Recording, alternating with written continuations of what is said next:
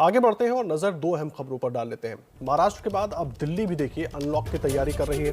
सोमवार से Delhi odd even फॉर्मूले के तहत अनलॉक होगी, लेकिन अनलॉक का ऐलान करते हुए दिल्ली के मुख्यमंत्री अरविंद केजरीवाल ने कहा कि अनलॉक के बीच दिल्ली की आगे की तैयारी तीसरे लहर की आशंका के हिसाब से होगी। बेड और ऑक्सीजन प्लांट की क्षमता बढ़ाई जा रही है। वहीं महाराष्ट्र में 5 चरणों में अनलॉक का ऐलान किया गया है। पहले चरण में उन जिलों को ढील दी गई है जहां कोरोना केस और संक्रमण की दर काफी कम है।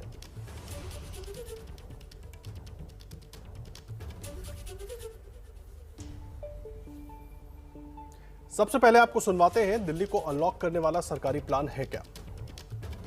पिछले एक हफ्ते से कंस्ट्रक्शन एक्टिविटीज़ और फैक्ट्री दोनों खुले हुए हैं, लेकिन कोरोना की स्थिति अभी कंट्रोल में है। पिछले 24 घंटे में लगभग 400 के करीब केस आए हैं।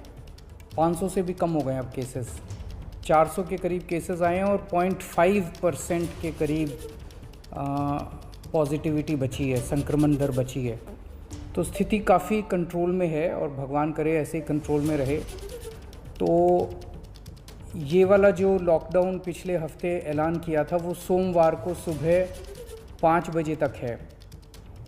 उसके आगे भी लॉकडाउन जारी रहेगा, लेकिन काफ़ी सारी और एक्टिविटीज़ में रियायत दी जा रही है, उनको खोला जा रहा है।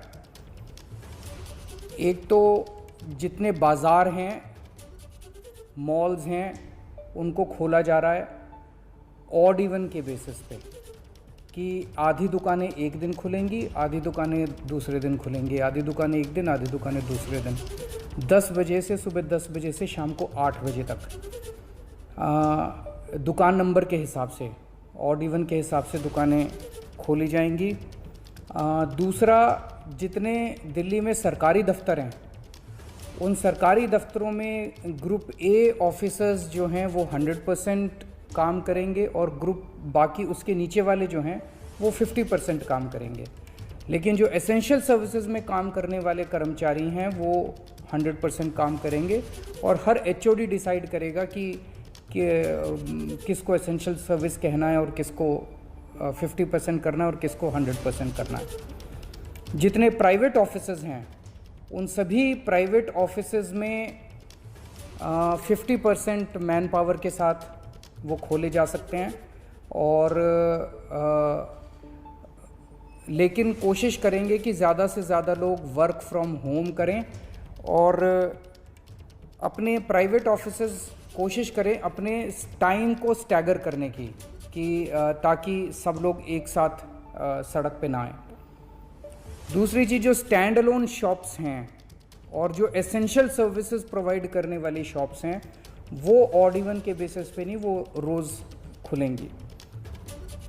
दिल्ली मेट्रो 50% कैपेसिटी के ऊपर चालू की जा रही है और ई कॉमर्स के ज़रिए जो सामान बेचने की प्रक्रिया है वो चालू रहेगी। तो मोटे मोटे तौर पे ये चीज़ों की रियायत दी जा रही है और मैं उम्मीद करता हूँ इसके बाद देखेंगे कि आने वाले हफ्ते के अंदर भी कोरोना की स्थिति अगर काबू में रही तो और कई सारी एक्टिविटीज़ को फिर उसके अगले हफ्ते खोलेंगे। और देखिए किस तरह से होगा लॉकडाउन। दिल्ली और मुंबई दोनों जगह इस पर जानकारी देने के लिए हमारे साथ हमारे सहयोगी जुड़ गए हैं। प्रफुल्ल श्रीवास्तव हमारे साथ मौजूद है दिल्ली से, अंजलि सिंह मौजूद है, मृत्युंजय सिंह मुंबई से मौजूद है। अंजलि, मैं आपसे शुरुआत करूंगा। अरविंद केजरीवाल ने जो पूरी बात कही, किस तरीके से होगा, खुलेगा, धीरे धीरे अनलॉक होगा सब कुछ, और जो ऑड इवन की बात हो रही है वो दुकानों की तो वो बता रहे हैं, लेकिन जो कामकाजी जगह होंगी इसके अलावा उनको लेकर क्या कुछ कहा उन्होंने? जी देखिए, कई सारी बातें, कई सारी घोषणाएं अरविंद केजरीवाल ने की है। सबसे अहम बात यह कि मॉल्स और बाजार जो हैं वो खुलेंगे। दिल्ली के दिल कनॉट प्लेस में इस समय मौजूद है और इसी आदेश से जुड़ी तैयारियां यहाँ पर आपको दिखेंगी। दरअसल यहाँ पर जो न्यू दिल्ली ट्रेडर्स एसोसिएशन है, इन्होंने वैक्सीनेशन कैंप लगाया है उन तमाम लोगों के लिए जो कनॉट प्लेस में कर्मचारी हैं, यहाँ के शोरूम्स वगैरह में काम करते हैं। और यहाँ पर हमारे साथ ट्रेडर एसोसिएशन से जुड़े हुए लोग भी हैं, उनसे भी हम सबसे पहले बात कर लेते हैं कि इस फैसले पर उनका क्या कहना है। सर, आप लोग मांग कर रहे थे कि दुकानें खोल दी जाएं, बहुत नुकसान हो रहा है, आज जो ऐलान किया गया है उस पर क्या कहना है? देखिए, इस ऐलान से ट्रेडर लॉबी सारी बड़ी खुश है, बिजनेस सारा खुश है। इसके इंतजार हो रही थी 10 से 8 जो टाइमिंग करी है उससे भी बहुत खुश हैं। लेकिन जो ऑड इवन सिस्टम कर रहा है उससे थोड़ा सा हम लोग परेशान हैं, बिकॉज लास्ट ईयर बड़ी परेशानी आई थी। कस्टमर्स दुकानों के आगे पहुंच के फ़ोन करते थे कि आपकी दुकान पता है, अब कस्टमर को तो ऑड इवन नहीं पता कि क्या है। तो एलजी साहब को आज भी लेटर लिखा है, न्यू दिल्ली ट्रेडर्स एसोसिएशन ने रिक्वेस्ट करी है कि ऑड इवन सिस्टम का कुछ ऑल्टरनेटिव निकालें। ऑड इवन सिस्टम से आप लोगों को थोड़ी दिक्कत है सर, लेकिन दुकानें इतनी समय से बंद थी, वो वापस खुल रही हैं, इस बात को लेकर राहत है? नहीं, इस बात को तो हम लेके बहुत टाइम से एंटीसिपेट कर रहे थे कि अब खोलेंगे, पर जैसा हमारे मेंबर ने बोला है कि ऑड, आप एज अ कस्टमर किसी को क्या पता कि कौन सी शॉप का नंबर ऑड है, कौन सा इवन है। तो it is very impractical to open odd even. यहाँ पर आप लोगों ने वैक्सीनेशन ड्राइव जो शुरू किया हुआ है, ये किनके लिए है और किस वजह से शुरू किया आपने? जी, हमने ये आइडिया किया था कि जो सीपी में एम्प्लॉई और स्टाफ लोग काम करते हैं तो उनको सेफ रखना हमारे लिए बहुत ज़रूरी है। तो सीपी का टोटल स्टाफ जो भी है पूरा वैक्सीनेट हो रहा है, ताकि जब मार्केट्स खोले तो सब पूरा सीपी सेफ हो, सबके लिए सेफ हो, ताकि शॉपिंग आराम से लोग कर पाएँ आज। तो आप देखेंगे कि किस तरह से तैयारियां जो हैं आदर्श वो शुरू हो गई हैं। वैक्सीनेशन किया जा रहा है उन तमाम लोगों का जो यहाँ कनॉट प्लेस की मार्केट में काम करते हैं, तमाम कर्मचारियों का और उनके परिवारों का। जी अंजलि, आप रहे हैं हमारे साथ, प्रफुल्ल भी मौजूद है। प्रफुल्ल, एक तरफ अनलॉक की प्रक्रिया तो अरविंद केजरीवाल ने कही, लेकिन दूसरी तरफ बड़ी महत्वपूर्ण बात उन्होंने कही कि इसके साथ साथ तीसरी लहर की तैयारी में भी हम लगे रहेंगे। क्या कुछ प्रमुख बातें उसमें थी? देखिए, अनलॉक की तो उन्होंने बात की, लेकिन उन्होंने ये भी बता दिया कि जिस तरह से ये आशंका जताई जा रही है कि तीसरी लहर आएगी और उसमें खासतौर पर बच्चों को ज़्यादा संक्रमित होने की संभावना है और बड़ी संख्या में हो सकता है, तो उसको लेकर उन्होंने साफ कहा कि इसको लेकर अभी से तैयारी कर ली जाएगी। इसको लेकर अलग अलग ग्रुप्स बनाए गए हैं कि किस तरह से उसको टैकल किया जाएगा समस्या को। ऑक्सीजन को स्टोर करने की व्यवस्था की जाएगी। इसके अलावा इंद्रप्रस्थ गैस से भी बात की गई है, जो कि ऑक्सीजन जनरेशन का काम करेगी। इसमें थोड़ा वक्त लगेगा, लेकिन शुरुआत इसको करने के लिए कह दिया गया है। इसके अलावा हॉस्पिटल्स में जो है ऑक्सीजन जनरेटर्स जो है उनकी व्यवस्था की जाएगी। दवाइयों को लेकर भी एक कमेटी बनाई जाएगी, जो कि दवा की क्या ज़रूरत है, उसमें इलाज हो रहा है नहीं, उसके काम आएगी। इन तमाम चीज़ों को देखेगी। तो तैयारियों के बारे में भी उन्होंने जानकारी दी कि अगर तीसरी लहर आती है तो दिल्ली सरकार की क्या तैयारी है। प्रफुल्ल, आप रहिए, एक बार सुनवा देते हैं अपने दर्शकों को अरविंद केजरीवाल ने पूरी बात कही क्या है। कहा जा रहा है, एक्सपर्ट्स कह रहे हैं कि थर्ड वेव आएगी, कब आएगी, कितनी भयावह होगी, इसके बारे में किसी को कोई जानकारी नहीं है। लेकिन एक जिम्मेदार सरकार होने के नाते हमारी जिम्मेदारी बनती है कि उसकी पूरी तरह से हम तैयारी करें, ताकि अगर थर्ड वेव आती है, अगर बहुत भयानक होती है, तो सरकार उस वक्त जनता के लिए तैयार हो। इसकी तैयारियां पूरे ज़ोर शोर से दिल्ली सरकार के अंदर चल रही हैं और कल लगभग 6 घंटे तक मैंने 2 अलग अलग मीटिंग ली, एक्सपर्ट्स के साथ बात की, जिन ऑफिसर्स ने अभी कोरोना के दौरान काम किया था उनके साथ बात की। हमने 2 कमिटीज़ बनाई हैं, उन दोनों कमिटीज़ के साथ मैंने बहुत डिटेल में चर्चा की। एक चीज़ हम लोगों को ये तय करनी थी, इस बार कोरोना की जो पीक आई थी, मतलब एक दिन में मैक्सिमम कितने केस आए, लगभग 28,000 के करीब केसेस आए थे एक दिन में, 22 या 23 अप्रैल के आसपास। अगली पीक कितनी हो सकती है, तो ये तय किया गया कि अगली पीक 37,000, एक्सपर्ट्स के साथ बात करके, ऑफिसर्स के साथ बात करके, सबके साथ बात करके, कि 37,000 पीक मान के इसकी तैयारी शुरू की जाए। इसका मतलब ये नहीं है कि अगर इससे ज़्यादा की पीक आएगी तो हम तैयार नहीं हैं, हम उसके लिए भी तैयार हैं।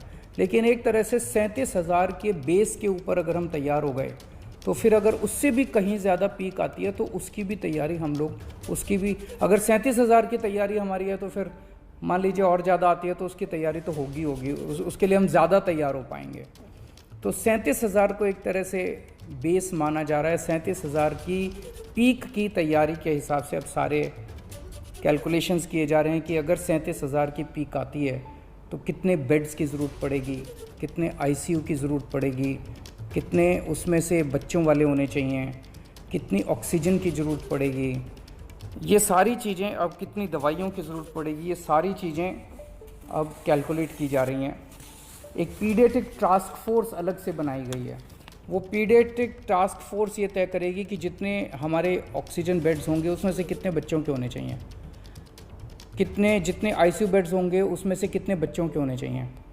जो बच्चों के होंगे उसके लिए फिर अलग किस्म का सारा इक्विपमेंट होगा, उसका अलग किस्म के मास्क होंगे, अलग किस्म का ऑक्सीजन का मास्क होगा, उसकी सारी चीज़ें अलग होंगी।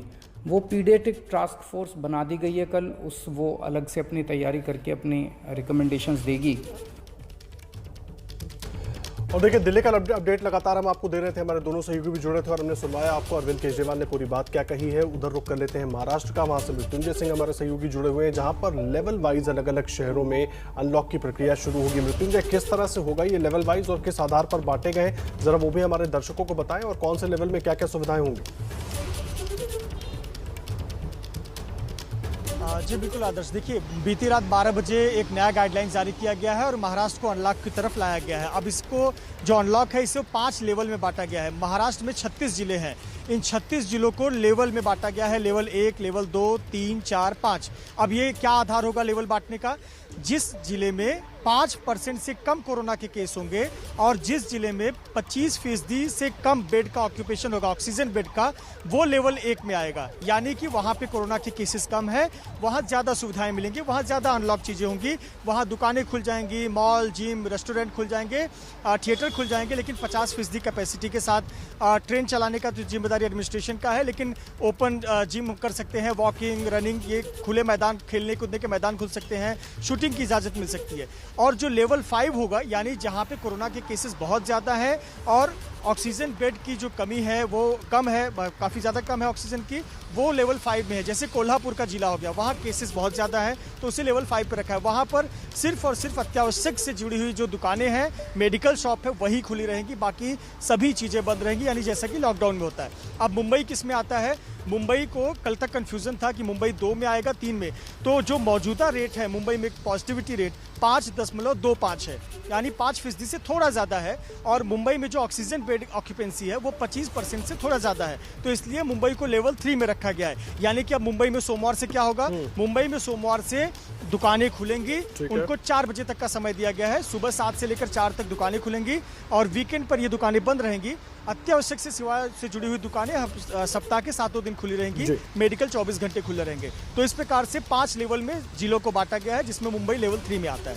जी बहुत धन्यवाद आपका मृत्युंजय, प्रफुल्ल, अंजलि, इस पूरी जानकारी के लिए बहुत धन्यवाद आप तीनों का।